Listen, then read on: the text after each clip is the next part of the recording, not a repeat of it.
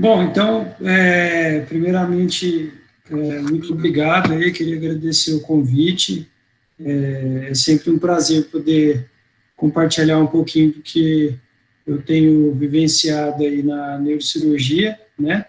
É um prazer ainda maior estar em contato aí com acadêmicos, eu já tive aí do lado de vocês, e já participei também de ligas acadêmicas, já fui presidente de liga de neuro, liga de oftalmo, aqui na UFG mesmo. Então, queria passar um pouquinho para vocês da minha visão sobre TCE hoje em dia, né, baseada em experiências que eu tive durante a residência, após a residência, e muito da literatura internacional sobre o assunto, tá? Então, vou deixar as perguntas para o final, vou tentar ser breve aqui na apresentação, né? De forma alguma eu quero esgotar o tema, porque é um tema muito complexo, né? Inicialmente tinham até colocado para falar de neurotrauma, mas neurotrauma é algo muito grande, é tema de vários livros que eu tenho aqui. Então, aí eu tentei resumir um pouquinho sobre TCE, né? Ainda tem muita coisa sobre TCE, eu vou pincelar a maioria delas, e daria para fazer várias outras aulas sobre neurointensivismo, sobre as técnicas cirúrgicas, né, e tudo mais, tá? Então, sou formado aqui no UFG, fiz residência em Campinas, e eu, hoje eu trabalho em algumas instituições aqui em Goiânia, né, no Hospital de Urgência aqui de Goiânia, no Neurológico, Santa Helena, vários hospitais com tradição em neurocirurgia, e aqui tem um apanhado da maior parte da base que eu tenho para fazer essa aula, tá? Então, tem o Hospital de Urgência aqui de Goiânia, é uma fonte inesgotável de casos de trauma, alguns aqui vou até mencionar com vocês. Santa Casa de Limeira, onde eu fiz a minha formação, era porta aberta, vaga zero para trauma, muito trauma. E algumas instituições são referência base para trauma, né? O ATLS, eu acho que é básico para qualquer médico, né? Então, eu acho que não é só aquele curso que você deve deixar, se eu for fazer residência de cirurgia geral ou de neurocirurgia. Eu acho que é algo que todo clínico, todo médico tem que fazer, porque o atendimento inicial é o que salva vidas. Isso a gente vai ver daqui a pouco, né?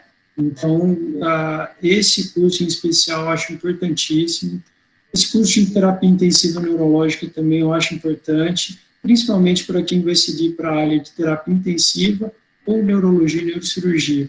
Isso eu acho que são cursos importantíssimos. E o Brain Trauma Foundation é uma instituição que basicamente norteia várias das condutas no neurotrauma, tá? Então, só inicialmente aí, a gente vai passar por alguns conceitos aí só de trauma, né? Então, o trauma de crânio, ele envolve várias condições, né? Não é só o que a gente conhece como trauma grave, né? Ou paciente com um afundamento craniano, rebaixado e tal, né? Todo trauma, direto e indiretamente, que envolve o sistema nervoso é um neurotrauma, né? E 90% dos traumas, né, envolvendo aí acidente automobilístico, por exemplo, tem algum grau de neurotrauma, né? A maioria, felizmente, são traumas leves, mas a gente vai ver na classificação aí, na escala de Como de Glasgow, que tem o trauma TCE leve, moderado e grave, né? E cada um tem, respectivamente, né, os seus graus de complicação, os seus expectativas de vida, né, e as condutas diferenciadas também. Tá? Um pouquinho sobre epidemiologia, e a gente sempre tem, para qualquer doença, isso vocês vão ver ao longo da vida médica, sempre tem uma epidemiologia mais delimitada e mais estudada nos Estados Unidos, né? Por causa do CDC, o Centers for Disease Control, que está muito em evidência agora o coronavírus, a gente sabe que os Estados Unidos tem bem especificado cada tipo de doença, cada patologia, o quanto de caso, qual o prognóstico, tudo isso bem estudado, né? E isso é um dado universal, a gente sabe que homens têm mais TCE e mais qualquer tipo de trauma do que mulheres, né? E isso não é nenhuma novidade, o homem tem uma expectativa de vida, às vezes, menor devido a isso, né? Se arrisca mais, se envolve em trabalhos que existem um pouco mais de risco, então isso justifica, em parte, essa casuística. Mas esse dado que eu coloquei de 2 mulheres para cada homem, chega em algumas estatísticas até 4 mulheres para cada homem. E é uma doença de jovens, principalmente, né? A faixa etária aí está entre 15 e 25 anos, né? A principal, né? Mas é lógico que acontece em idosos também, e a gente sabe que os extremos de idade, os traumas, os acidentes domésticos aumentam bastante, né? E isso tem aumentado agora devido à pandemia, as pessoas estão mais em casa, então as quedas têm aumentado bastante, tanto em crianças quanto em idosos, né? E os idosos têm uma certa fragilidade nos vasos que permite a formação de hematomas, por exemplo, hematoma subdural crônico, tá? Os custos aí chegam a 60 bilhões de dólares por ano nos Estados Unidos, né? E na atual crise isso aí é muito dinheiro. Então, lembrar, assim, quero frisar muito isso, a principal causa de morte entre jovens com menos de 25 anos é o TCE, tá? E 90% das mortes pré-hospitalares estão relacionadas com algum tipo de TCE. Não só a gente está falando aí dessa faixa etária que eu mencionei de 15 a 25 anos. Esse ano e final do ano passado tiveram alguns casos dessa brincadeira sem noção, chamada quebra-crânio, né, em que as pessoas faziam uma brincadeira, né, entre aspas, davam rasteira em um colega, né, e a maioria das vezes, inclusive em escolas, ou seja, com crianças. Isso foi muito grave, porque pode causar, além de trauma de crânio, pode causar um TRM, que é o que foi tema de outra aulinha nossa para a Liga, tá? Então, isso é muito grave, né? Brincar com trauma de crânio é uma coisa absurda, tá? A pessoa perdia a resistência de uma forma bem brusca e podia ocasionar principalmente lesões occipitais e cervical alta. Alguns tipos de trauma, né? Acidente automobilístico, em primeiro lugar, né? Além de estarem entre os mais frequentes, também são os mais graves, né? Maior velocidade, mergulho em águas rasas, as quedas, né? Armas de fogo, tá? Acidentes nos Estados Unidos pela prática do futebol americano, né? Aqueles impactos muito grandes entre os esportistas comprovadamente causam lesões a longo prazo, né? Isso tem prejuízo tanto para a função cognitiva quanto para comportamento dos atletas, né? Muitos casos de suicídio entre atletas que praticavam futebol americano. A violência doméstica, claro, sempre está ocupando aí 7 a 10% dos casos de TCE. Os mecanismos de lesão são vários, né? A gente vai tentar lembrar de alguns aqui, mas a concussão, lesão axial difusa, né, por cisalhamento, sempre todo mundo lembra do caso do Ayrton Senna, o caso do Michael Schumacher. Todos esses casos são relacionados também com LAD, né? Bom lembrar que a LAD não é algo exclusivo, né? A pessoa não tem ou LAD ou outra coisa, ela pode ter também LAD, né? Então, ela pode ter um hematoma extradural, um hematoma subdural, e TELAD também, tá? Fraturas do crânio, diversas, tumefação encefálica, que a gente vai falar, e tem classificação de estudo, que a gente vai falar aqui, hematoma subdural, hematoma extradural, hemorragia subaracnoide, aí vale lembrar um diferencial, às vezes, com outras patologias vasculares, né, às vezes a hemorragia subaracnoide pode ter sido ocasionado por uma ruptura de um aneurisma cerebral, né, e em alguns casos, inclusive, fica a dúvida, será que o paciente caiu porque tinha passado mal, né, ou seja, rompeu o aneurisma e ele caiu, ou será que a queda é que causou hemorragia subaracnoide? Tem alguns sinais que a gente pode ter na imagem e na história que falam a favor disso aí, mas não muito raro, a gente tem que partir por um outro exame, às vezes até uma arteriografia ou uma angiotomografia. Tá? Trauma penetrante aí inclui ferimento por arma branca e as lesões por explosão. De uma forma bem breve, que a gente pode resumir é que o traumatismo ele pode ser fechado, penetrante ou por explosão. Tá? Bom, como eu falei, volto a repetir, é importantíssimo o atendimento pré-hospitalar. O atendimento pré-hospitalar, ele, de fato, salva vidas, né? A gente trabalha aqui, quando fala em trauma, a gente está dizendo principalmente em relação à prevenção de dano secundário, né?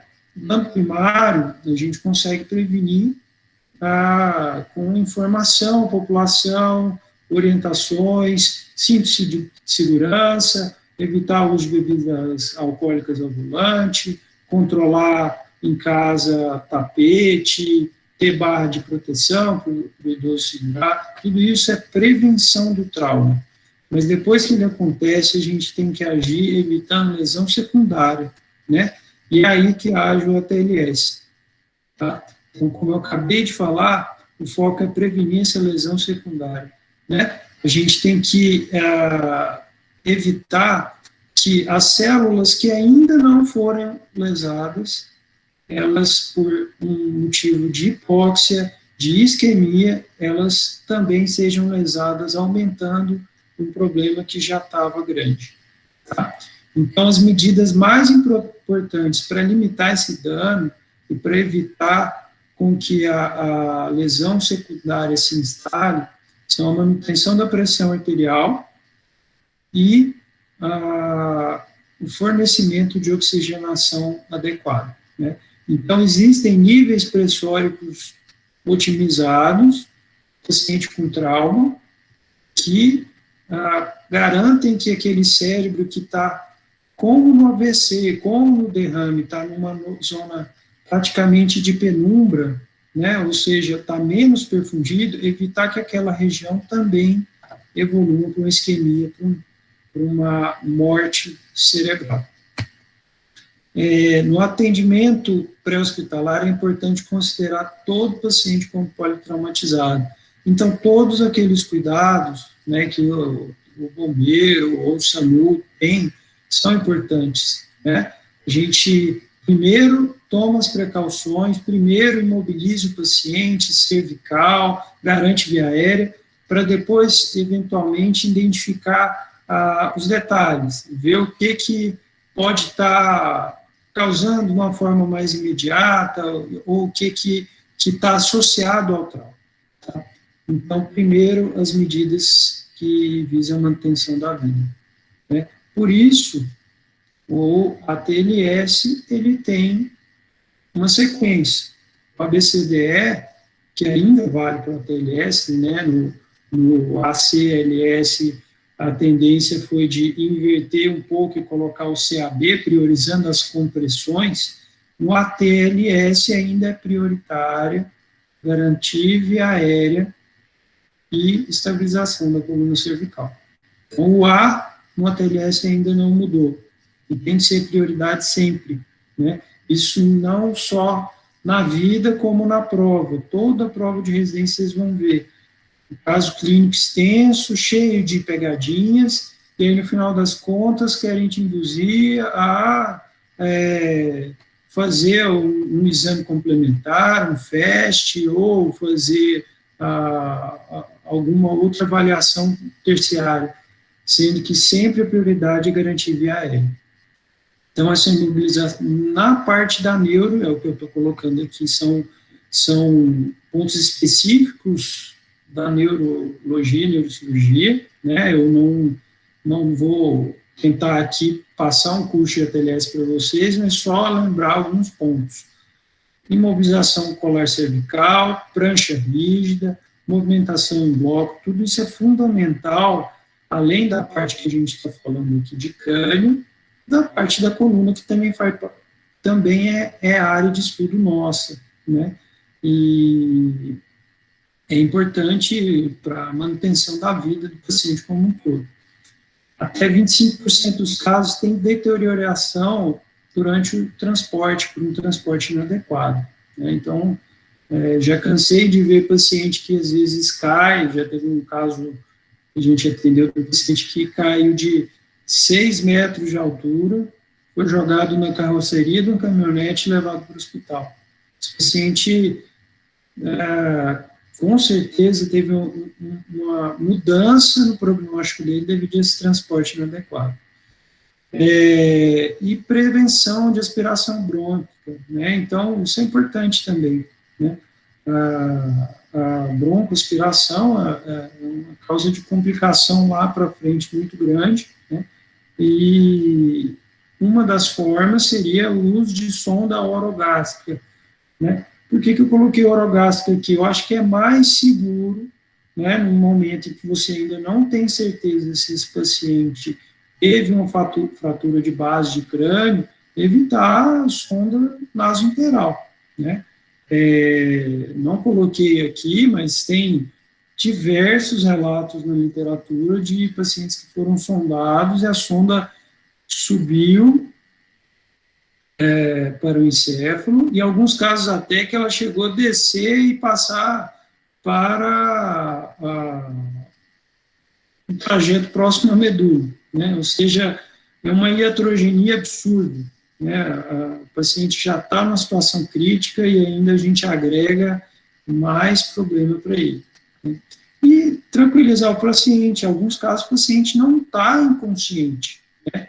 E isso acontece muito no hematoma extradural, que a gente vai comentar mais para frente. A gente tem um intervalo lúcido, então o paciente ele passa um período consciente, né? E é importante tranquilizar o paciente até para que a equipe consiga protegê-lo, né? Colocar todo o instrumental. E aqui, ainda no atendimento pré-hospitalar, a gente vai para uma escala que é de conhecimento de todos vocês, e se não está memorizada, se ela não está ainda solidificada, é hora de gravar. Então, vocês têm aí até o final dessa aula para pelo menos lembrar dessa escala, né, que é algo que, para a vida, e mais uma vez, para a prova, ela é fundamental, né? Então, a gente tem aqui 3 parâmetros básicos de resposta que são muito fidedignos para dizer sobre o estado de consciência do paciente, né? É uma escala que foi criada em Glasgow, na cidade de Glasgow, né? E que recentemente, inclusive, foi revisada. Ela já sofreu duras críticas em todas essas décadas em que ela foi utilizada, mas é uma escala fantástica, né? A maioria das pessoas que critica é porque não sabe qual a finalidade que ela foi criada, né? A escala de Coma de Glasgow, ela não foi criada para uma comunicação entre médicos somente, ela foi criada para o atendimento pré-hospitalar, conseguir passar para o médico no hospital a situação do paciente, e ela tem uma acurácia muito boa, que até hoje a gente usa para classificação do trauma, né? Ou seja, TCE leve, moderado e grave, é baseado ainda nessa escala, né? Tem suas limitações, sim, mas ela consegue passar uma noção muito precisa da gravidade do quadro, né? Então, a gente tem aí uma abertura ocular, em que a pontuação vai de 1 a 4, né?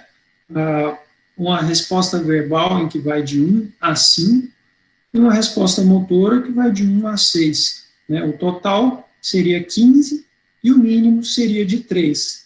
Né? Lembrando que a gente sempre usa a melhor resposta, né? Ou seja, o paciente ele tem, durante o exame, ele apresentou uma resposta em algum breve momento em que ele teve uma abertura só ao chamado e mantém essa abertura depois de iniciado o exame, ele mantém uma abertura espontânea, a gente pode considerar uma resposta 4, né? Da mesma forma, na escala aqui, tem itens que são considerados não testáveis, ou seja, o paciente tem os olhos fechados devido a um hematoma periorbitário. Né? O paciente, às vezes, ele está bem consciente, orientado, e ele está com um hematoma tão importante que não consegue abrir o olho. Ou então ele teve uma enucleação e perdeu uma órbita. Tá? E outros fatores aqui que a gente pode considerar, né, na escala de Coma de Glasgow. Às vezes a gente avalia no paciente que está internado, está entubado, você vê que ele está consciente, ele obedece a comandos, você não consegue avaliar a resposta verbal, porque ele está em tubo, ou então ele está com a traqueostomia, né? Então sempre tem que ser notificada essa alteração, né? A gente coloca nesses casos um P do lado da avaliação, ou seja, o paciente está com Glasgow de 11P, ou seja, a resposta verbal dele perdeu pontos devido à traqueostomia, mas desconsiderando esse dado, ele estaria provavelmente um Glasgow 15 em algumas situações. Tá? A novidade é que em 2018, aquela mesma equipe de Glasgow acrescentou esse dado prognóstico, que é a avaliação pupilar. Tá? Foi também criticado, como sempre, tem gente para criticar tudo, né, que isso é um dado desnecessário, isso aí não tem sentido, porque o neurocirurgião já avalia a pupila, ou a gente sempre tem que lembrar disso no exame físico, mas é um dado que também está relacionado com o prognóstico, voltando. Essa escala ela tem essa intenção. Então, a diferença da escala de Glasgow clássica para a escala de Glasgow pupila é que o paciente perde ponto para cada pupila dilatada. Ou seja, uma pupila dilatada, ele perde um ponto, as duas pupilas dilatadas, ele perderia 2 pontos. Né? Então, dessa forma, a gente consegue enxergar a Glasgow na escala de coma em valores menores do que 3, que antes era algo ridículo. Né? A gente dizia que se algum paciente estava em algum centro de saúde em que o Glasgow dele estava, o médico que passava o caso falava que estava com Glasgow 2, era uma emergência, porque com certeza esse médico não sabia nem fazer o exame.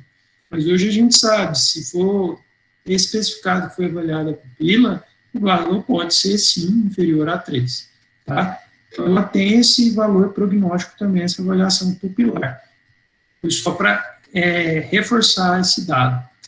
E tem também as variações, né? A gente tem a escala de Glasgow pediátrica, né? Claro, porque a criança também tem que ser avaliada nesse quesito, e ela não consegue ter a mesma resposta, principalmente a resposta verbal, da forma que um adulto, né? Então, a gente avalia também aí a questão do choro, gemidos, né? Tudo isso faz parte dessa avaliação na pediatria.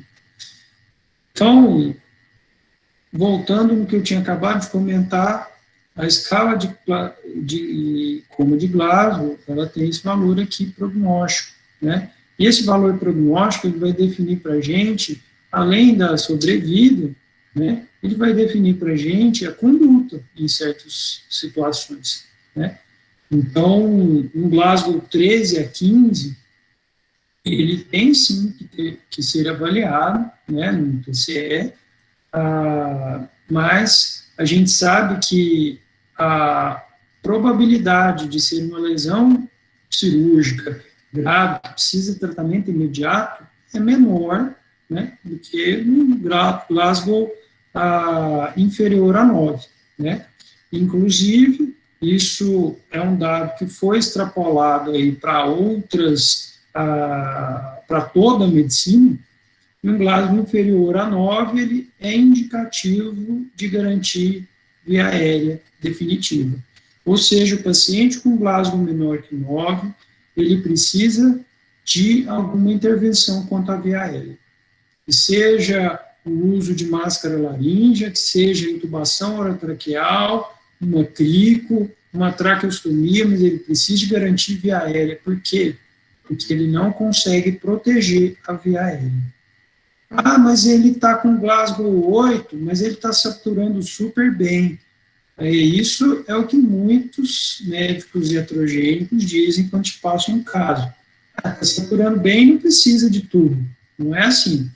Ele está saturando bem, mas ele tem um risco grave de não proteger a via aérea e diante aí de um vômito ou qualquer outro problema, ele vai broncoaspirar com o risco de morrer, né? Então, isso é um dado importantíssimo, né?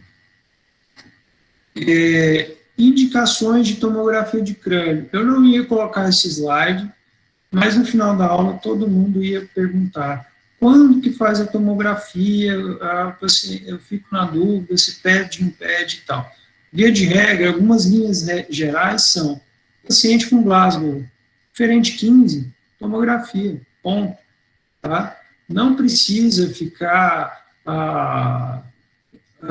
fosforilando, criando teorias ou prorrogando o exame do paciente. É um exame cada vez mais disponível, mesmo no SUS, é um exame rápido, né?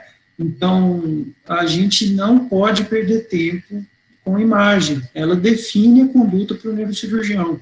A gente não consegue, na neurocirurgia moderna, definir uma conduta cirúrgica sem a tomografia, tá?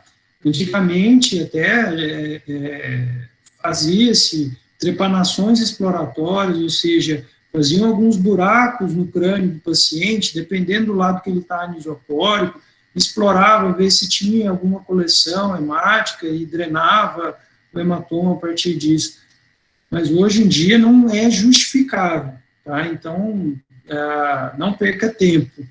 Déficit neurológico focal é indicativo de tomografia, mesmo que o paciente esteja Glasgow 15, se ele não está conseguindo mexer no lado do corpo, se ele não está conseguindo falar, se ele está tendo crises convulsivas também, isso é indicativo de um exame de imagem. Sinais de fratura craniana, basilar ou com afundamento, isso aí a gente vai ver aqueles clássicos sinais mais para frente, mas isso é indicativo, sim, de tomografia. E, inclusive, também, além dos sinais clássicos, sempre bom lembrar, às vezes, uma paresia de nervo craniano é um sinal de algo que não está bem. Né? Uma paresia do sexto nervo, às vezes, pode sugerir uma hipertensão intracraniana, paresia do terceiro, que é a própria anisocoria. A gente tem fístulas licóricas, né? A rinolicorreia, otolicorreia, ou seja, saída de líquor pelo ouvido, pelo nariz, isso com certeza tem que ser avaliado, né? Esse paciente teve alguma fratura, sim. E isso aumenta para ele o risco de meningite, né?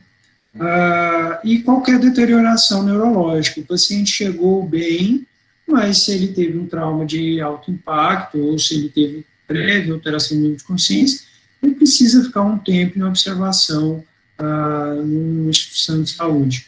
Então, aqui, mais do que discutido, o sinal de Barrow e o sinal do Guaxinim, né, são sinais, sim, de fratura de base de crânio. Algumas fraturas de base de crânio, tem uma repercussão neurológica muito grande. Mas, em alguns casos, o paciente chega consciente, né? Porque a fratura de base de crânio, ela geralmente sugere um trauma de alto impacto. Na base do crânio, a gente tem alguns ossos muito densos, inclusive um dos ossos mais densos que nós temos fica no osso temporal, né? A parte petrosa do osso temporal é considerado o osso mais denso do corpo humano, né? Então, se houve um trauma capaz de quebrar um osso desses, é porque esse trauma foi de alto impacto. Então, tem que ser valorizado, sim. E já no atendimento hospitalar, ou seja, a equipe médica, em teoria, já foi preparada pelos bombeiros, pelo SAMU, essa via aérea, se necessário, já tem que estar prévia, a estabilização hemodinâmica garantida, o paciente chega e é avaliado inicialmente pela cirurgia geral. Mais uma vez, por quê? Porque a gente segue uma sequência no ABCDE em que via aérea, circulação, e os outros itens até chegar à letra D são prioridades. O paciente com a via aérea comprometida, não adianta você pensar em cirurgia para o trauma de crânio, ele vai morrer antes da sua cirurgia. Então, prioridades no trauma dependem de uma avaliação de um cirurgião geral, que chama de neurocirurgia, né, que alguns hospitais com vocação para trauma têm um neurocirurgião presente. Em algumas outras situações, com menos volume de trauma, o neurocirurgião fica à distância. Então, é por isso o cirurgião geral, e algumas situações do clínico, tem que saber avaliar tudo isso que a gente já falou até aqui, para poder passar o caso para o neurocirurgião, que muitas vezes não está no hospital. Ou então, às vezes, em outra cidade, o paciente tem que ser transferido, e ele já tem que ser transferido com as medidas para prevenção de dano secundário. Então, na avaliação neurocirúrgica, aí sim, a gente tem também uma escala de prioridade, vamos dizer assim. Lógico que tudo acontece simultaneamente, né? Mas o crânio é a prioridade. Sem o crânio, não adianta muito a medula, ou o plexo, ou os nervos periféricos. A gente tem que priorizar nesse momento o funcionamento do crânio, que é esse que garante a vida do paciente. Então, depois que o paciente chega, tá, é avaliado pelo neurocirurgião, né, o exame físico, algo que eu não vou detalhar muito aqui, mas a gente já colocou alguns dados, né, avaliação de pares cranianos, o Glasgow, né, déficits motores, a gente parte para um exame secundário, que é fundamental. Aí seria a classificação tomográfica, né? Pela tomografia, o neurocirurgião consegue avaliar e definir conduta na maior parte dos casos, tá?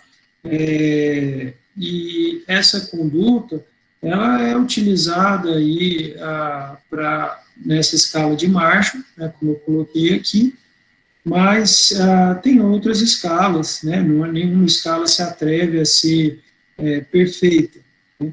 Só que na escala de Marshall a gente consegue definir um pouco melhor as condutas. Então, a lesão difusa tipo 1 seria essa sem alterações visíveis na tomografia. A lesão difusa tipo 2, ela teria uma alteração nas cisternas da base estariam presentes, né? Mas já teria um desvio de linha média de 0 a 5 milímetros, ou seja, é um desvio, mas ainda não é ele que está causando grande problema para o paciente. E as lesões hiperdensas, ou seja, hiperdenso na tomografia é sangue, tem menos de 25 centímetros cúbicos, ou seja, menos de 25 ml, né? As dimensões na tomografia para hematomas, a gente costuma usar os cortes na tomografia, né? Então, no corte axial a gente pode ver a espessura de cada corte, às vezes cada corte tem 5 milímetros, isso vai variar um pouco da qualidade da sua tomografia, e a gente vê a dimensão do hematoma em cada corte. O ideal seria fazer um integral de superfície, somar todos os cortes e todas as áreas dos cortes. Mas, de uma forma prática, a gente multiplica A vezes B vezes C. Né? Isso nos dá uma noção de tanto de altura do hematoma, né, quanto de largura e comprimento. Tá? Então, a gente faz essa divisão e essa multiplicação, depois divide por 3, isso dá uma noção aproximada do que seria o volume do hematoma. Já na lesão tipo 3, uma tumefação cerebral difusa, ou seja, o cérebro, a tumefação é um inchaço, né, onde ele está inchado difusamente, ou seja, os dois lados ele está inchado, então, por esse motivo, muitas vezes não tem um desvio da linha média, né? Se ele está inchado do lado direito e esquerdo, não tem um desvio na linha média. A tumefação cerebral hemisférica, que é o Marshall 4, ela já tem esse desvio maior que 5 milímetros. Né? Então, a gente tem, muitas vezes, a indicação para uma intervenção cirúrgica. Né? E nessas outras situações também pode ter, mas nessa em específico, a gente muitas vezes indica o que a gente chama de craniectomia descompressiva, ou seja, é necessário retirar a calota craniana de um dos lados, né, ou às vezes dos dois, para garantir que esse cérebro ele tenha espaço, né, e não comprima o uncus, por exemplo, né, que é uma estrutura, né, que está localizada no lobo temporal e que comprime o mesencéfalo. Tá? Lesões focais drenadas, ou seja, depois que já foi abordado cirurgicamente, e lesões focais não drenadas, ou seja, aquelas que são muito grandes, né, e às vezes não foram drenadas, o paciente não tinha condição cirúrgica. Né? LM aqui são as estruturas da linha média. A gente usa um critério que aí já é dado aí para residente de neurocirurgia, para neurocirurgião, a gente usa um índice que chama de Zumkeller, né? Então, a gente faz uma relação entre o desvio que tem da linha média e o tamanho do hematoma, né? Se esse desvio da linha média é proporcional ao tamanho do hematoma, provavelmente isso, drenando o hematoma, a gente tem um alívio do problema. Se o desvio é muito maior do que o hematoma, então a solução provavelmente vai ser realizar uma descompressão para poder ganhar espaço e esse cérebro expandir. Então, aqui eu vou falar alguns tipos de trauma e depois eu volto um pouquinho nessa parte tomográfica. Quem for fazer pediatria não está livre do TCE, tá? A gente fica com essa ilusão de que é só para o cirurgião geral, ou então é só para quem está no APH, mas um trauma aí, por exemplo, com fórceps, essa criancinha apresentou aí várias fraturas, né? Inclusive com sangramento, tá? Teve esse hematoma aí subdural agudo e essa hemorragia subaracnoide, né, acometendo aí algum risco para essa criança, tá? Então, teve um afundamento craniano, sim, nesse caso. Alguns casos, nas crianças, a gente tem o que chama de fratura em bola de ping-pong, né? Porque assim como a bola de ping-pong, às vezes pela pressão, ela pode sofrer um afundamento, e esse afundamento é porque o osso da criança ainda está muito frágil, né? Nesses casos, felizmente, nem todos são graves, e é possível, às vezes, utilizar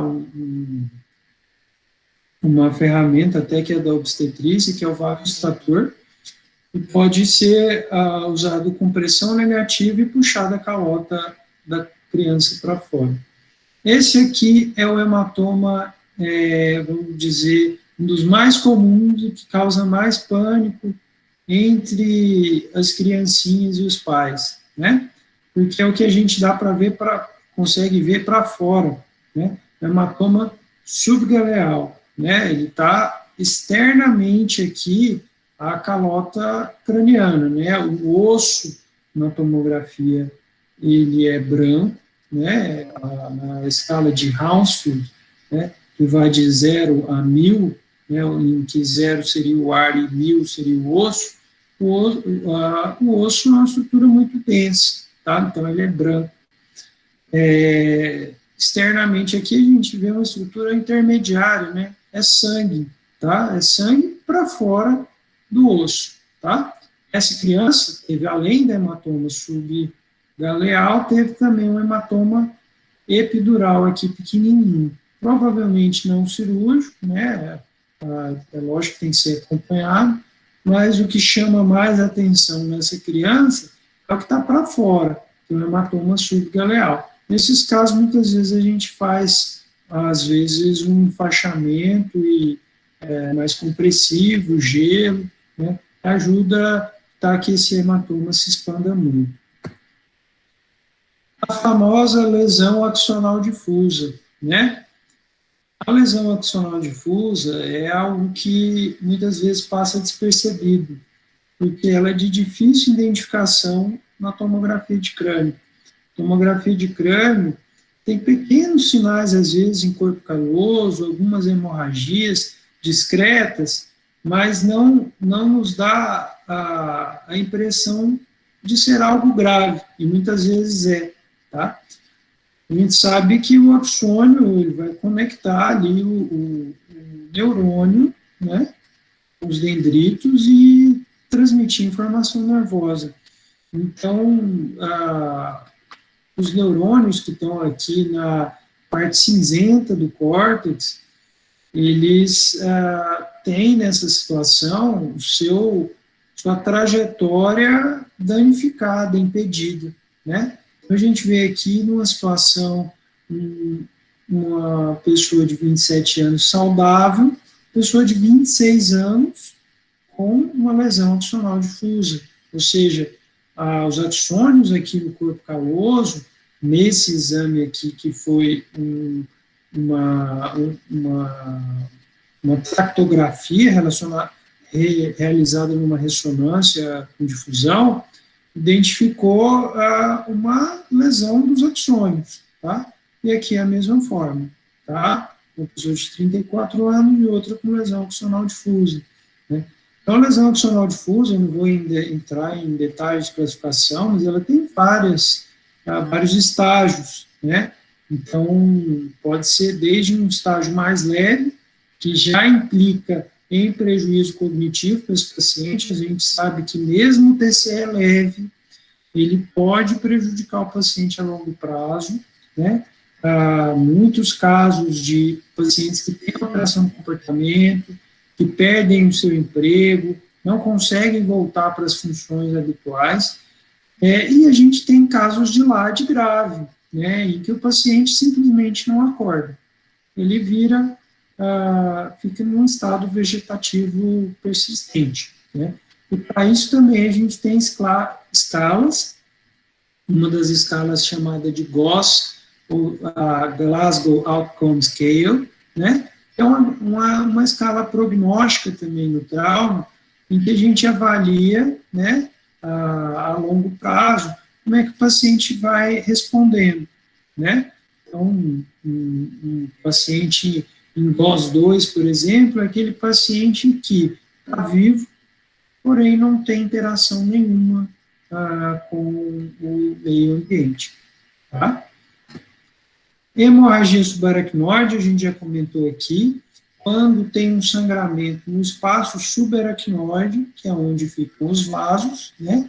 Voltando aqui um pouquinho, só para a gente lembrar das camadas até chegar no encéfalo, a gente tem pele subcutâneo, né? A gente tem um tecido frouxo, né, alveolar frouxo. Dependendo do local do crânio, você tem uma galha aponeurótica, né, você pode ter diretamente o músculo, como o músculo temporal, né. Você tem o periósteo, depois do periósteo você tem o osso, O osso ele tem 3 camadas principais, tem uma cortical externa, uma medular, né, que é uma parte esponjosa, e tem uma cortical interna. Depois que começam as meninges, e a gente tem aí a dura mater, a aracnoide, o espaço aracnoide, né, e a pia mater. Então aqui a gente está falando dessa camada intermediária das meninges, que seria a aracnoide. A aracnoide, ela é uma zona com trabéculas por onde passam os vasos. Quando a gente tem sangramento nessa região, ele preenche os sulcos cerebrais, né, como a gente está vendo aqui. Né? Então, o sangramento, o formato do sangramento na tomografia é que dá para o neurocirurgião, para o radiologista, a noção do tipo de sangramento que é, o nome do sangramento. Né? Essa hemorragia aqui é subaracnoide, porque ela está ocupando aqui os sulcos cerebrais, né? Ela está entre um sulco e outro, né? Desse outro lado aqui, em contrapartida, a gente vê alguns sulcos presentes. Isso pode ser algo grave, né? Ou pode ser algo para a gente acompanhar. De todo jeito, um paciente com tomografia dessa jamais pode ir para casa, tá? Esse caso aqui é, por exemplo, um aneurisma, né, como eu já comentei lá atrás, o aneurisma rompeu, sangrou, foi para esse mesmo espaço aqui. Né? Lógico que os sangramentos aneurismáticos, eles tendem a acontecer na região mais próxima aqui do polígono de Willis, né? E são sangramentos volumosos, né? E os sangramentos mais distais geralmente estão mais relacionados com trauma. Mas em algumas situações a gente tem que fazer outros exames complementares. Tá? E a hemorragia intracerebral. Né? A hemorragia intracerebral ela é do parênquima em si, ela é do próprio cérebro. Né? Ou seja, são vasos mais profundos, né, que sangraram devido a uma contusão, ou seja, uma pancada muito forte causou um sangramento dentro do parênquima. Tá? E aqui a gente vê esse coágulo aqui no estudo anatomopatológico. Em alguns casos, esse hematoma ele tende a aumentar e causar desvio. Nesse caso aqui, inclusive, houve já um desvio aqui nessa região. Hematoma subdural agudo, ele ocorre num espaço, né, subdural. O espaço subdural, ele não é um espaço que existe habitualmente, né? Ele é formado, tá? Ele é um espaço que ele é criado pelo sangramento de veias ponte, né? Ou seja, as veias que ligam aqui o parênquima com o restante do crânio, né? E no idoso, por exemplo, ele é mais frágil, né? E ele forma esse hematoma, né? Que o bom sempre a gente lembrar nas dicas para as provas são os formatos dos hematomas, né? Então, o hematoma aqui subdural, ele tem esse aspecto um pouco mais côncavo, convexo, né? O hematoma epidural, por outro lado, ele é biconvexo, né? Ou seja, os dois lados estão abaulados, digamos assim, né? Essa imagem aqui até que não ficou tão clara, mas é um hematoma aqui subdural, tá? Ele não está francamente biconvexo, não está expandindo para cá, né? Então, é um hematoma que ele é de veias, basicamente, geralmente, né? E ele, não por isso, não por ser originado por veias, ele é menos grave, né? Pode ser algo muito grave. Esse caso aqui não teve um desvio importante da linha média, discreto, né? Mas alguns casos de hematomas subdurais, o desvio é extremamente grande. E isso ocorre no aumento de pressão intracraniana e risco iminente de morte para o paciente. Tá? Aqui, mais uma vez, o hematoma subdural, tá? Essa região. E aqui a gente tem alguns dados só sobre hipertensão intracraniana. Meu objetivo aqui não é falar sobre neurointensivismo. Isso aqui é tema de aulas e aulas, né, de cursos e pós-graduações só sobre esse assunto. Mas aqui é só dar alguma noção do que é a fisiologia do trauma quando aumenta a pressão intracraniana. Então, a gente pode interpretar, e essa imagem aqui, as duas são do ATLS, que o crânio, né, pelo menos no adulto, é uma caixa fechada, né? O crânio, depois que o osso está todo, ele está todo formado, ele não expande, é uma caixa inelástica, né? Então, a gente tem um volume intracraniano que é limitado, né? Então, a gente tem um volume venoso, um volume arterial, um volume do parênquima e um volume de líquor, tá? Então, a gente vê aqui que essa é a proporção numa situação de pique normal, de pressão intracraniana normal. Quando a pressão intracraniana está aumentada, a gente vê uma situação em que o cérebro tenta se adaptar, o organismo tenta se adaptar. E essa situação de adaptação é a chamada doutrina de Monro-Kelly. Tá? Até um certo ponto, o cérebro ele tem a capacidade de autorregulação, ou seja, a gente consegue aumentar o volume de hematoma sem que haja um aumento na pressão intracraniana. Mas a partir de um certo ponto, o volume do hematoma passa a causar um aumento muito grande da pressão intracraniana. Ou seja, pequenos aumentos de volume a partir desse ponto causam grandes volumes na pressão, grandes aumentos na pressão intracraniana. Né?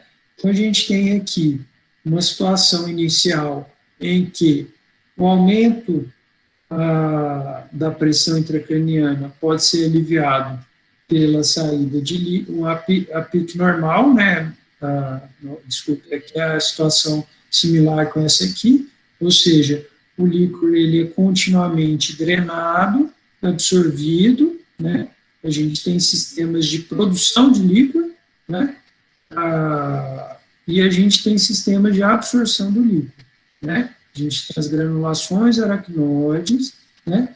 E tem locais nos ventrículos também, uma zona subependinária, em que ocorre produção de líquor, né?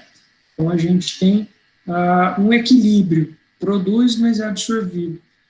No entanto, quando a gente tem uma situação em que existe uma massa, e aqui essa massa pode ser, por exemplo, um tumor cerebral, o cérebro tem que se adaptar, e esse líquor ele tem que sair, né? Então, o cérebro ele sofre um aumento da pressão e esse líquor tenta achar meios para sair, né? E aí, com isso, o volume dos ventrículos pode diminuir, né? E para se manter constante. Tá? Em alguns casos, o que aumenta não é uma massa, é o sangue, né? O volume, essa massa, na verdade, pode ser o sangue, se for que não está mais no vaso, né? E ela também vai comprimir e causar essa saída de líquidos dos dois sentidos, né? Então, o cérebro consegue se adaptar de algum momento com saída de líquido, né? E com o volume venoso, dessas duas mecanismos que ele pode utilizar. Por isso é importante o paciente com TCE, ele está na UTI, onde quer que ele esteja, com a cabeça neutra, bem posicionada, né? A cabeça dobrada ou lateralizada, com compressão da veia jugular, pode aumentar e muito a pressão intracraniana, né? Ou seja, se a gente não estiver conseguindo aliviar essa pressão, pode prejudicar o quadro do paciente, né? Então, a gente tem uma situação com pique normal, 10 milímetros de mercúrio, pique aumentada, assim, de 20 milímetros de mercúrio, e uma pique extremamente grave seria acima de 40 milímetros de mercúrio.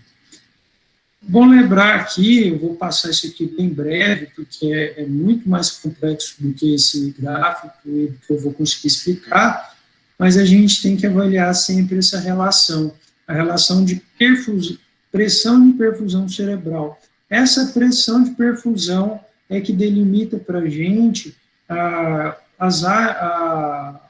o quanto a gente deve otimizar a pressão arterial desse paciente ou o quanto a gente deve abaixar a pressão intracraniana, né? Numa situação em que a PIC está muito alta, a pressão de perfusão cerebral pode aumentar, diminuir, né? Então, perfunde menos algumas áreas do cérebro, né? Ocorre, né, tanto nas duas situações, em uma situação pode ocorrer uma vasodilatação, né, aumento do metabolismo cerebral, né, uma diminuição do oxigênio, né, e isso aumentaria o fluxo sanguíneo cerebral, né. Então, é uma tentativa ali, essa vasodilatação, de causar, melhorar essa perfusão, né. A gente tem aqui esses dados, né, importantes aqui em cima, que são em relação à hipovolemia, choque, obstrução mecânica e ação farmacológica. Tudo isso aqui vai agir em cima dessa PAN, né. E a PAN, a gente lembra que ela está relacionada com a pressão arterial sistólica, né, e com a pressão arterial diastólica, tá? Então, tudo isso que a gente está falando aqui, a gente pode aprofundar em outra discussão, que seria a discussão sobre neurointensivismo, tá? Mas tem essa relação estreita entre a pressão intracraniana e a pressão arterial média e pressão de perfusão cerebral. A gente tem que manter idealmente aí entre 60 e 70 milímetros de mercúrio para garantir que tenha perfusão no cérebro, tá?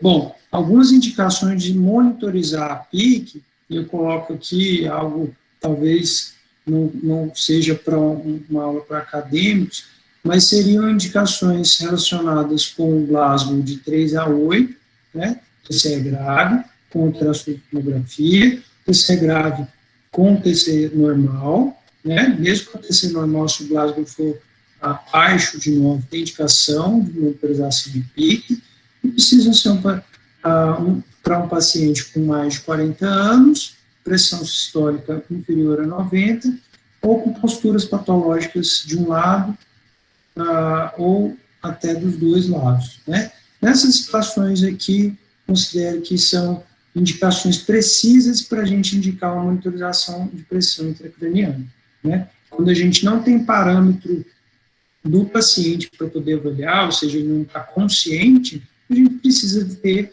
um equipamento que faça essa monitorização para a gente. Então, aqui, mais um tipo de hematoma, né, o hematoma extradural, ele tem esse formato biconvexo, como a gente falou, esse hematoma aqui, ele é extremamente grande, está ocasionando um efeito compressivo muito importante no parênquima, apagamento dos fluxos e giros, desvio de linha média, né? Então, a gente vê uma situação aqui muito crítica. E aqui, uma fratura, né, que está relacionada aí com esse hematoma. Tá? Outros hematomas epidurais, eles podem surgir em várias localizações, né? E cada localização está mais associada com algum tipo de, alguma artéria que sangrou, né? Então, a gente tem a principal lembrada, é a artéria meningia média, a gente vai falar mais para frente, mas pode ter até um sangramento de seio dural, né, que é um sangramento venoso, de um certo modo, mas com grande pressão, grande volume.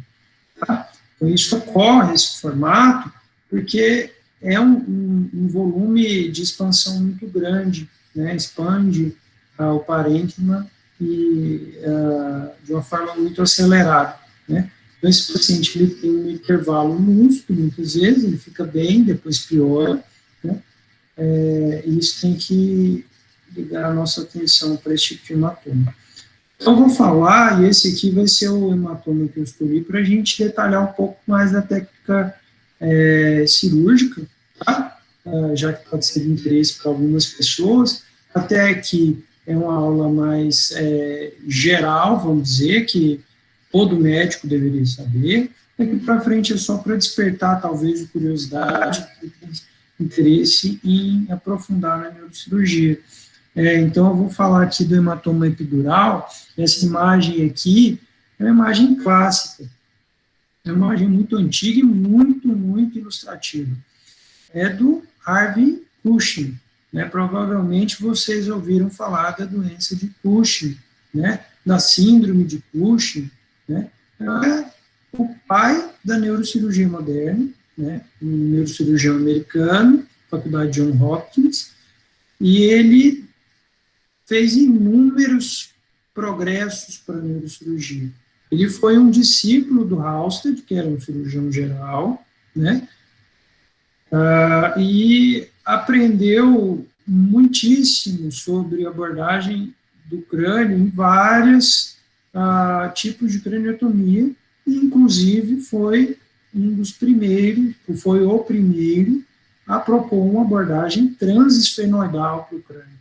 Ou seja, acessando aqui o seio esfenoide, que está mais ou menos nessa região, e poder acessar patologias intracranianas, por exemplo, né, as patologias da hipófise, né, o adenoma hipofisário, né, que em algumas situações a gente tem a doença de Cushing. Tá? Então, esse acesso transesfenoidal aqui, também foi ele que indicou. Então, a gente vê aqui uma visão lateral do crânio, né? E a gente vê relações anatômicas já, né? A gente vê aqui a sutura coronal, né, a sutura lambidoide, a gente vê uma relação aqui com o meatacústico, vê relação aqui com o zigoma, né? Tudo isso aqui são pontos craniométricos que a gente pode utilizar. Não são exatamente pontos craniométricos, que isso aí já é outra discussão de neuroanatomia, né? Mas são pontos referenciais, né? E aí a gente vê que ele conseguiu aqui, através de trepanação aqui e outra aqui, fazer uma craniotomia e abrir todo esse lado do crânio, né, para extrair esse hematoma, tá? O hematoma que a gente vê está aqui. Provavelmente aqui ele já deve ter usado uma goiva, que é essa parte mais baixa aqui do osso temporal, a escama temporal, né, a gente precisa de uma goiva muitas vezes. E ele ilustrou muito bem, porque esse é o tipo mais comum de hematoma epidural, né, envolvendo artéria meníngea média, né, que ela tem o ramo da artéria maxilar, e ela tem essa origem aqui, irrigando a dura mater, tá, causando esse hematoma. Então, aqui novamente, né, o hematoma epidural, a dura mater está achatada aqui, né, ele está para fora do dura mater, e aqui uma fratura, né, tem uma pequena fratura aqui, mas com grande estrago, né. Esse estrago, por que ele pode ser grave? Porque aqui ele está empurrando o parênquima cerebral, e, em especial, empurrando uma área que é o lobo temporal, e essa partezinha aqui seria o uncus, né, e a gente tem aqui uma herniação, né? Esse uncus ele está herniado. O local normal dele seria aqui acima, aqui a gente está aqui no tempóreo, né? E aqui é o cerebelo. Então, a topografia normal do uncus não seria aqui apertando essa estrutura que é o mesencéfalo, tá? Então, essa compressão do tronco cerebral, ela é fatal. Fatal. Então, a gente precisa evitar que essa situação aconteça. E a gente vê, mais uma vez aqui, esse desvio de linha média, né? Esse ventrículo está até mais achatado, né? A gente percebe que realmente está exercendo um efeito compressor. compressiva esse hematoma. Então, a gente pode fazer uma incisão como essa aqui. Essa incisão aqui, em alguns casos, a gente pode estender, fazer uma incisão maior, quando o objetivo for retirar toda essa tampa de osso. É uma incisão que a gente chama de question mark, muitas vezes, né? Ou seja, uma incisão tipo um ponto de interrogação, né? Ela vai lá na base ali do zigoma, se estende aqui para trás um pouco metoacústico e volta para frente, tá? Então, essa é uma das opções que a gente pode usar para drenar um hematoma extradural, tá? O objetivo nosso é remover essa tampa óssea aqui, né, fazer uma trepanação, remove essa tampa óssea, né, aqui a gente tem a estrutura coronal novamente, né, e o hematoma vai estar aqui, tá? Então, é feito aqui um rebatimento da musculatura, esse aqui é o músculo temporal, né, a gente usa, às vezes, esses ganchos para puxar, esse aqui são alguns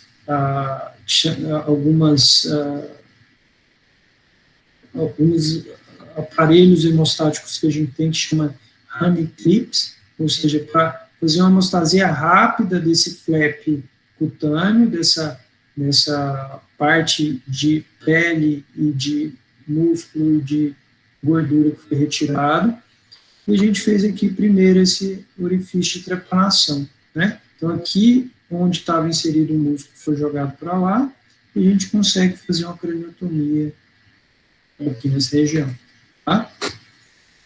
Então, aqui são imagens já do intraoperatório, esse aqui é um hematoma, que são aqueles honey clips que eu comentei, e aqui é um aspirador e um sector, né? O neurocirurgião está aqui tentando remover esse hematoma. Só remover o hematoma não resolve o problema, a gente tem que ir na causa do hematoma, ou seja, a gente tem que coagular aquela artériazinha que está sangrando incontrolavelmente, né? Então, a gente tem que ir em busca da causa do hematoma, que nesse caso, a artéria meningea média, né? Nem sempre a gente aqui consegue fazer isso de forma tão vamos dizer, simples, né? A gente está aqui de uma situação muito simples, uma pequena fratura com um pequeno rasgo na artéria meningea média, mas muitas vezes os traumas são complexos, né? Então, a gente precisa abordar o hematoma como um todo e várias outras alterações. Às vezes, essa dura está rasgada, às vezes o paciente tem um extradural e tem um subdural no outro local, tem hematoma intraparenquimatoso, tem que abrir a dura mater e explorar, né? Então, a situação é bem mais complexa do que isso aqui. E no final de tudo, é importantíssimo a gente fazer esse ancoramento aqui da dura mater, né? Então, a dura mater, ela é um tecido como um plástico fino, né, um pouco mais espesso que um papel, que a gente, se não ancorada, corre o risco desse hematoma formar, mesmo que seja do espaço epidural, continuar o efeito compressivo e voltar ao problema, né? Então, no final da cirurgia, é importante a gente ancorar essa dura mater, prender ela aos rebordos ósseos e amarrar aqui por fora esse flap ósseo. Nesse caso aqui, a gente voltou o osso porque, aparentemente, o cérebro não estava inchado, então o problema era basicamente o hematoma. Numa situação que o cérebro está inchado, a gente deixa sem osso, né? E aí o paciente fica com uma craniectomia.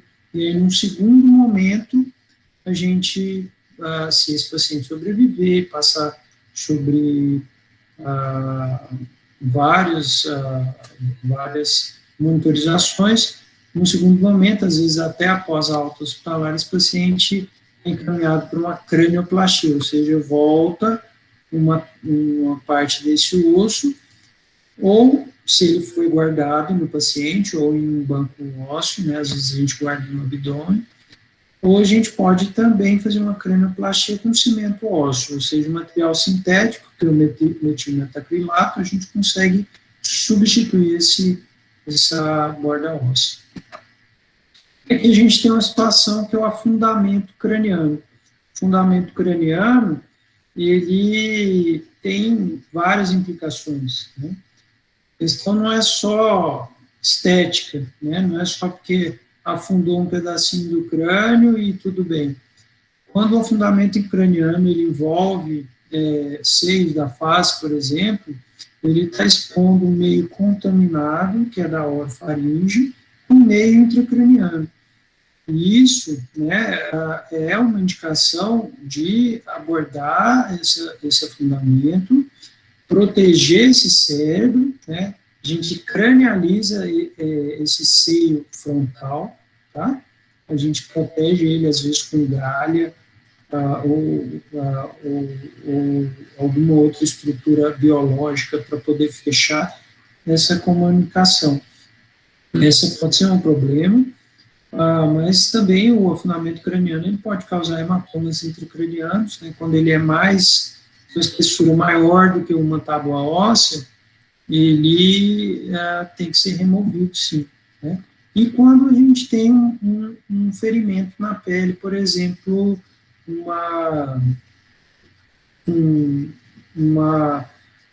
um corte, né, que comunica o meio externo com o meio interno, é uma fratura contaminada. Tá? Então, aqui, antes de finalizar, vou mostrar para vocês só um caso recente, né, do Hugo, que é um caso de afundamento craniano, inclusive. Deixa eu só ver se eu consigo acessar aqui a imagem aqui. Então, aí a gente tem aqui meu e-mail, né, e o site e as redes sociais, se alguém tiver interesse. Aqui no site eu deixo alguns temas interessantes e posso disponibilizar também aí outros contatos para quem tiver interesse. Obrigado aí pela oportunidade. Alguém tem alguma pergunta? A Monique perguntou, vou perguntar antes que eu esqueça. Tá. Se fosse realizada a punção do líquor, a punção, né, se for, do líquor em pacientes com diversas formas de hematoma, somente seria encontrado sangue nos casos de hematoma subdural e intracerebral? Então, como a gente comentou aqui, eu vou até compartilhar novamente aqui minha tela. Essa alteração, ela seria identificada. Vocês estão vendo a tela novamente? Não? Sim. Beleza. Então, esse sangramento no líquor, ele seria identificado somente na hemorragia subaracnoide, né? Como a gente comentou aqui brevemente, né, a hemorragia subaracnoide é que comunica o espaço subaracnoide, que é onde passa o líquor, né, que tem as trabéculas, com o sistema arterial intracraniano, né? Então, quando sangra aqui, a gente comunica o líquor com o sangue. Então, se fosse realizada essa punção licórica nesse paciente, a gente ia identificar nessa situação aqui, tá? Principalmente nessa situação. Inclusive, a punção do espaço subaracnoide, seja ela lombar ou suboccipital, ou seja, que é atrás, abaixo do osso occipital, ou cervical lateral, tem várias formas de acessar o líquor, isso a gente pode discutir até em outras discussões. Ela é uma das formas de diagnóstico. Quando a suspeita é muito grande que rompeu um aneurisma, por exemplo, você é obrigado a funcionar o líquor, né? Mesmo que o exame de imagem não tenha identificado, se a suspeita é muito grande, pode ser que tenha sangrado no espaço subaracnoide ou quantidade muito pequena, né? Então, nessa situação que apareceria sangramento no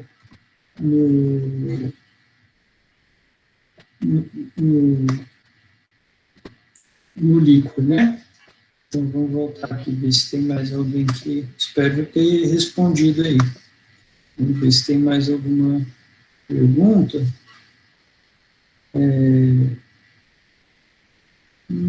Vamos olhar aqui, né? Ana perguntou também, é obrigatório que o paciente faça um reparo para a cranioectomia posteriormente ou não repará-la permanentemente traz prejuízo para a saúde do paciente? Olha, a gente sempre tem que respeitar a autonomia do paciente, né? Se o paciente não desejar que volte o osso e ele tiver consciente ou tiver algum responsável por ele que diga isso, a gente não volta, né, com o osso para o crânio, tá? Mas o osso ele tem um efeito protetor muito importante, né? Tanto que no pós-operatório a gente sempre tem que orientar a equipe de enfermagem que aquele lado sem osso não pode ser comprimido, né? A gente não pode, de forma alguma, apertar um lado que não tem osso, né? A gente estaria apertando o próprio cérebro, né? Então, é recomendado, sim, fazer essa cranioplastia no segundo momento, colocar novamente o osso, tá? Para proteger esse indivíduo. Qualquer queda sem o osso poderia implicar numa sequela muito grave para o paciente, tá? Vamos ver se tem mais alguém aqui. A Juliana também, né? Deixa eu ver essa pergunta dela. No caso de um paciente com escala de coma de Glasgow baixa, o suficiente para configurar a obrigatoriedade de uma tomografia de crânio, nesse momento, nesse mesmo paciente tem um sangramento intraabdominal confirmado, está hemodinamicamente instável, né? Prioridade seria enviá-lo para uma TC ou seria partir diretamente para a laparotomia? A avaliação de um TCE ficaria em segundo plano? É uma boa pergunta, tá? Mas voltando na questão do ATLS, a prioridade seria a letra C, né? Então a gente tem airway, né, que é vias aéreas e proteção da cervical. Sempre é importante lembrar proteção da cervical, porque tem que ser associado, ou seja, tentar na intubação da traqueal preservar a coluna, tá? Não, o paciente pode ter uma fratura, mas isso não contraindica realizar a intubação da traqueal, prioridade à via aérea. Letra B seria o breathing, né, ou seja, respiração, né, ele tem que estar ventilando, não basta entrar ar, tem que estar o pulmão expandindo, inspirando e expirando. E a letra C seria circulation, né, então se o paciente está instável, ele tem que estabilizar ele, não tem como pensar em abordar exclusivamente o hematoma intracraniano se o paciente está instável. Se ele estiver instável, ele vai morrer na mesma. O neurocirurgião vai levar ele para o centro cirúrgico, tentar abordar esse hematoma, e ele vai morrer durante a cirurgia, né? Então, em alguns casos, eu já participei em situação assim, a gente tem que entrar com a cirurgia geral, né? O pessoal da cirurgia geral está tentando já resolver o problema abdominal e a neurocirurgia já está preparando o crânio. Felizmente, são órgãos com uma distância relativamente segura. Lógico que um atrapalha o outro, né? Muita equipe numa sala só, mas às vezes a gente consegue fazer um procedimento simultâneo, tá? Mas sim, a prioridade seria fazer deixar o paciente hemodinamicamente estável para depois fazer a tomografia de crânio.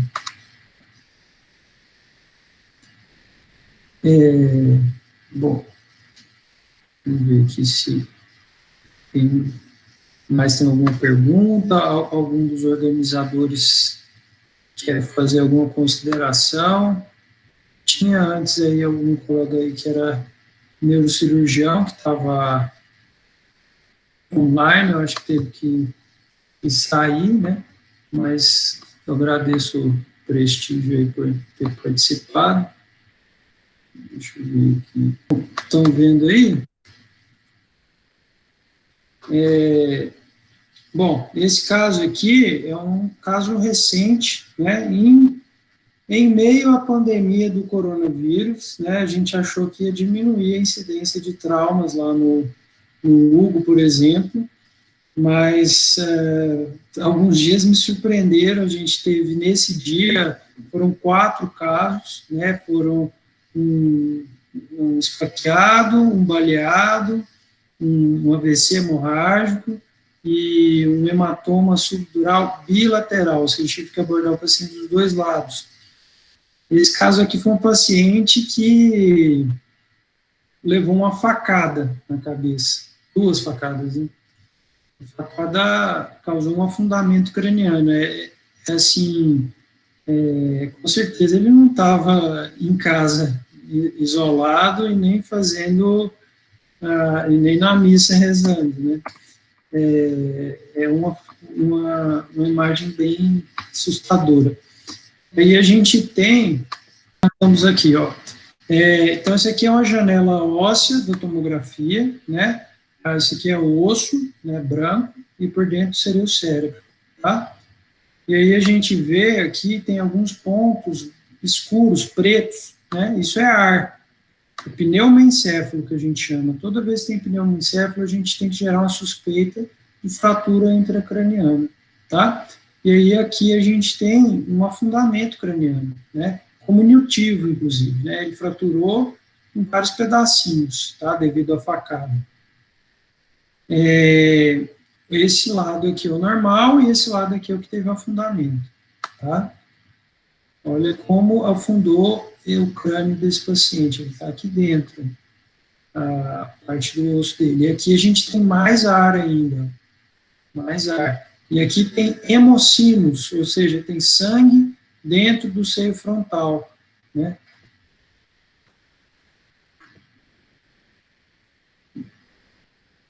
Isso é a janela óssea que a gente vê várias alterações aí no crânio. A gente tem ainda a janela de parênquima, tá? Ó, dá para ver aqui que tem sangramento, né? Tem sangramento além do ar, né? Para dentro do crânio, tá? Sangue.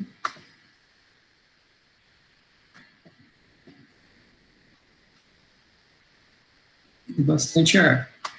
Esse paciente foi submetido à cirurgia, a gente conseguiu drenar um pouco desse hematoma e principalmente conseguiu retirar esse afundamento, né? Então, vou mostrar agora aqui para vocês como é que ficou a imagem pós-operatória. Aqui a gente tem vários cortes, né? Diminuiu aquele área de... Aqui a gente retirou todo aquele afundamento, né? Ó, aqui o cérebro voltou, aqui é a dura mater, ele voltou basicamente para a configuração habitual do lado contralateral. Esse paciente ele foi de alta, tá? Praticamente 4 dias depois do acidente dele, tá? Então, essa aí é uma das cirurgias recentes aí que a gente tem durante a pandemia do coronavírus.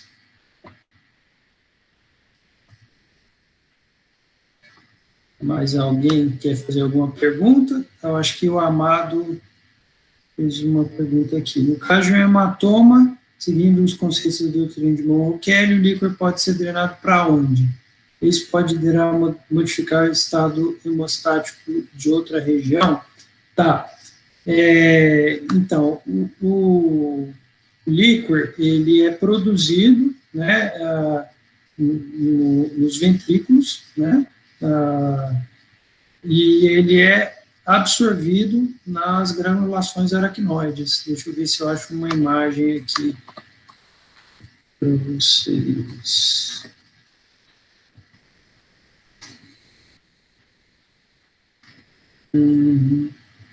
Tá.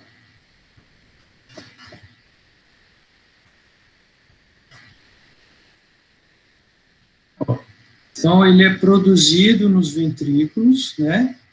e ele é absorvido aqui nessas granulações aracnoides. Ele é continuamente produzido e absorvido, tá? E esse líquor que ele é absorvido, ele volta para a circulação sanguínea. A granulação aracnoide, ela é uma comunicação aqui com o sistema venoso, né? Então ele volta para as veias, tá? E o volume de líquor que a gente tem circulando durante um dia, ele é praticamente constante, tá? Então, esse excesso de líquor que sairia do cérebro, ele ia para a veia, né? Aqui são as granulações aracnoides. Mas isso não causaria nenhuma repercussão para o paciente, desde que esse sistema de drenagem aqui tivesse bem funcionante, né?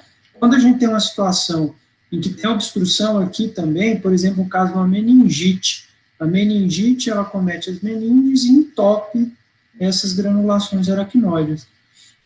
E por isso a meningite pode causar a condição que chama hidrocefalia, que aí pode ser tema até de outra discussão. E na hidrocefalia, os ventrículos começam a dilatar, porque é como se fosse o ralo do banheiro que entupiu, né? A gente deixa a banheira com a torneira aberta e o ralo está entupido e esse líquido vai tentando entrar até que transborda, né? E aí enche os ventrículos. Mas se o sistema de drenagem do líquido estiver bem funcionante, a gente não vai ter grande repercussão. Vai para o sistema venoso, lógico que o sistema cardiovascular do paciente também tem que estar funcionando de certo modo, por isso é importante a estabilidade hemodinâmica, mas não é nada que a gente não consiga equilibrar, tá? Certinho? Agradecer o doutor de novo pela aula, foi ótima. Em nome de todo mundo aqui, né, foram só elogios. A gente agradece muito o seu tempo. Bom, agradeço. Se vocês precisarem novamente ou quiserem alguns outros temas, né? Esse tema é mais geral, até para uma liga de cirurgia geral, a TRM, a gente pode falar sobre isso também, né? Então, tem vários temas que são interessantes. Até sobre neurocovid aí, algumas pessoas têm me perguntado, o sistema nervoso ele é acometido sim pelo coronavírus e pode causar algumas repercussões e até aumento de alguns hematomas, né? Ele altera a coagulação sanguínea, então aumenta a chance de hematoma intraparenquimatoso. Tá bom? Certinho, vamos manter a parceria aí. Obrigado, doutor. Nada.